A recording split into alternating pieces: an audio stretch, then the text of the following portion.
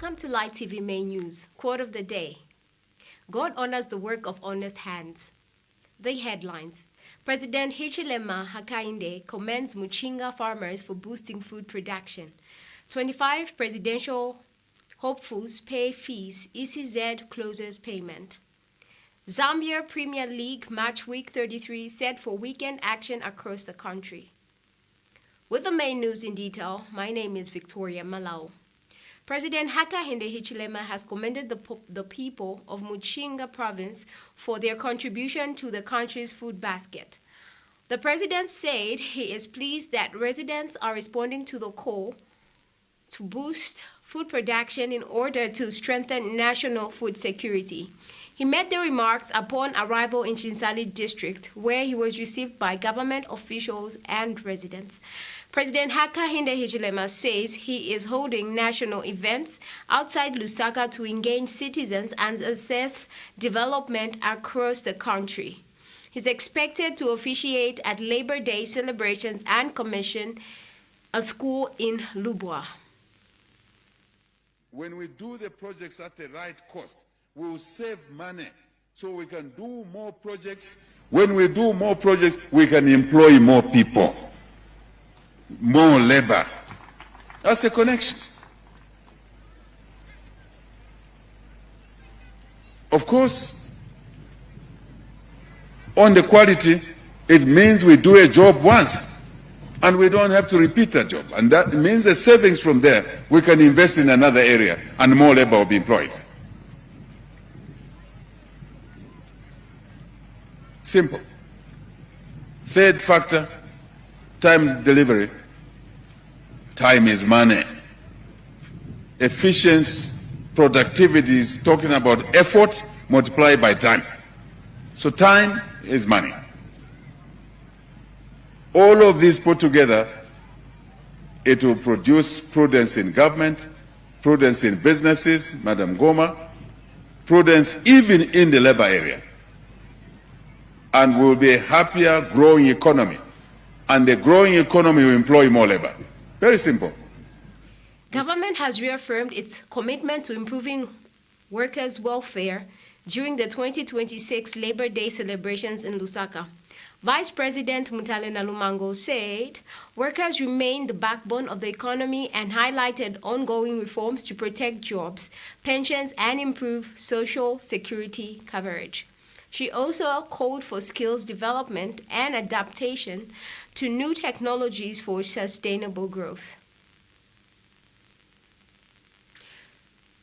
Copperbelt Province Minister Elisha Matambo has officiated at this year's Labor Day celebrations held in Kitwe District on the Copperbelt Province. The event was held under the theme Securing Zambia's Future of Work, Protecting Jobs, Skills and Pensions for Decent Work for All. The minister called for continued collaboration among stakeholders to safeguard jobs, strengthen skills development, and protect workers' pensions. Workers from various sectors joined in commemorating the day, reflecting on labor rights and national development. Government has implemented several initiatives to empower young people, and this includes: number one, increased recruitment in the public service, particularly in the health and education sector. I'm sure you have seen that every year we are recruiting teachers. We started with 30,000, and every year we are doing the same. We are recruiting health workers, and every year we will be doing the same. Even this year, we are recruiting health workers and teachers. Also, our men in uniform, we are recruiting, and the target is the youth. The other one is provision of grants, loans and bursaries through the Enhanced Constituency Development Fund to support entrepreneurship and skills development. The introduction of the Miss Imisepela, this is another one.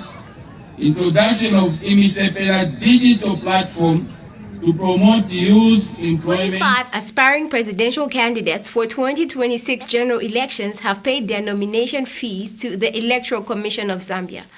The payments were confirmed at the close of business on Thursday, April 29. Chief Electoral Officer Brown Casaro says the commission will now begin pre-processing of supporters.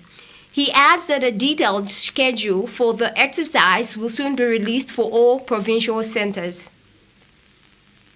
The Tonse Alliance has pledged job creation and tax relief as the country marks Labor Day.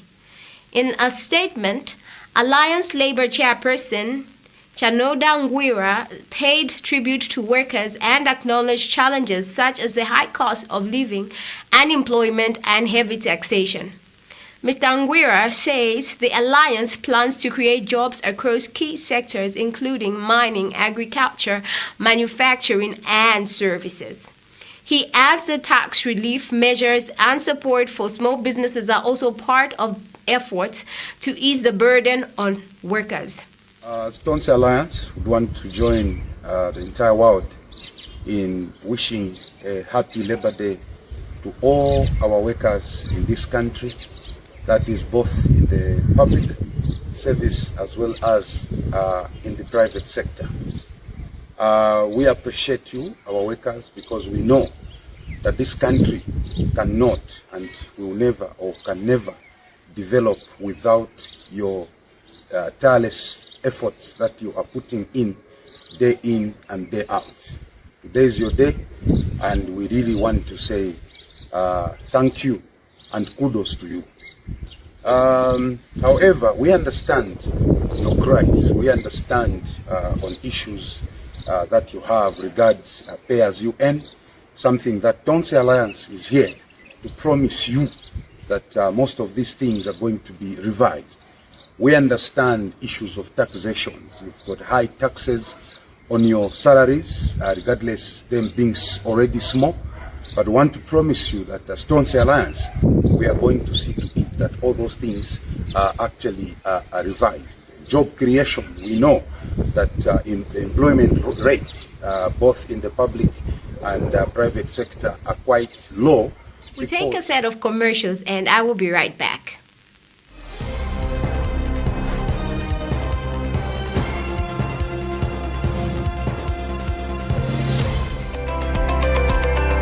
Making your business grow is what we do best, and we are opening doors for you this season. Get in touch with our marketing team and be abreast by some of our offers available for you to make your business grow. It's time to elevate, add a little flavor, and sprout to the world with wings of success. Call the marketing lines to learn more.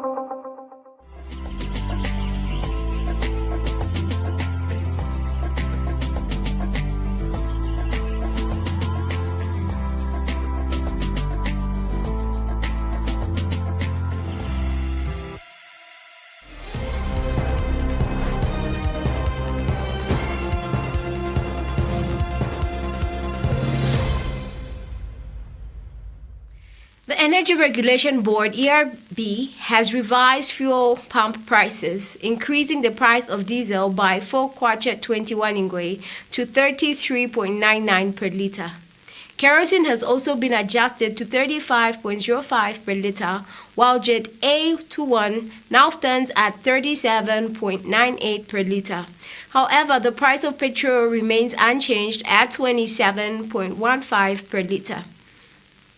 ERB says the adjustment follows changes in wholesale prices, which were within the 2.5% trigger band threshold. Eastern Province Police Commissioner Robertson Mwemba has commended officers in Lundazi for recovering stolen property valued over 315,000 kwacha. During a visit to the district, Mr. Mwemba praised the officers' professionalism and dedication, as well as progress in infrastructure development at police facilities. He noted the need for more staff housing, even as new structures are being built. The commissioner also highlighted the role of community cooperation in the successful recovery of items, including household goods and solar panels. He urged officers to continue working closely with the public, describing it as key in the fight against crime. All recovered property will be processed through the courts before being returned to rightful owners.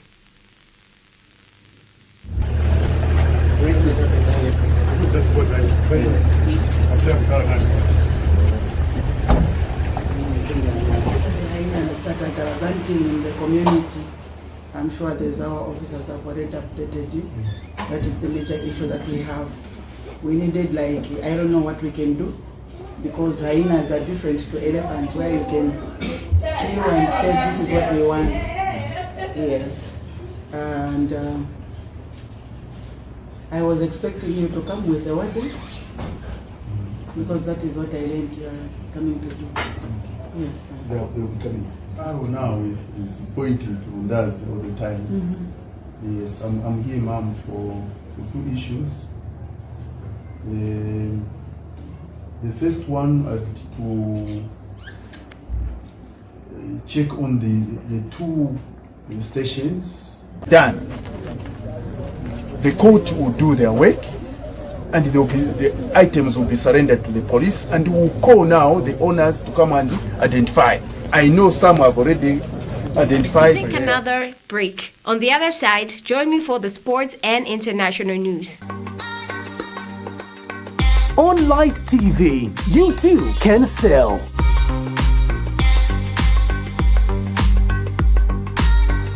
Make big earnings. Tap into the market.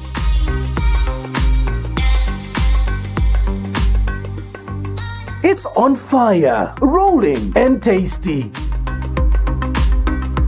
Irenda, irepia. Call our marketing team and be a part of this exciting offer. Revamp your business, re-strategize, and let our creative team take your business to the next level. Call the numbers on the screen now so that we can take your business to another level. Ilenda Ilepia, exclusive to Light TV.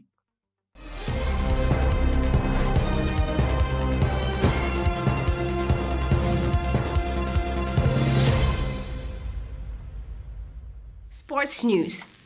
The Zambian Premier League enters match week 33 this weekend with a full schedule of exciting fixtures.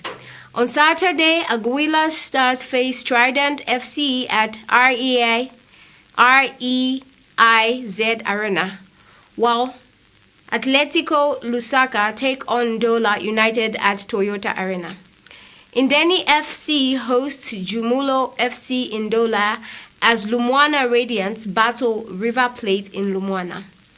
Ron United with clash with Forest Rangers at Kafubu Stadium in Luanshya. On Sunday, Makeni All-Stars meet Kafua Celtic at REIZ Arena, while Chirundu United face Chipata City Council. The weekend wraps up with Locust FC hosting Chambishi FC at Nationalist Stadium in Lusaka. All matches are set to kick off at 15 hours, except Sunday fixtures starting at 13 hours. Fans can expect thrilling action as the season nears its climax.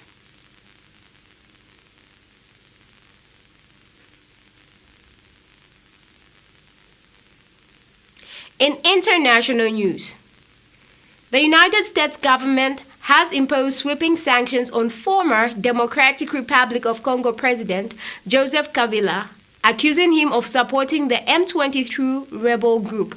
Washington alleges that Mr. Kabila provided financial backing, encouraged army defections, and attempted to coordinate attacks against the Congolese military from outside the country.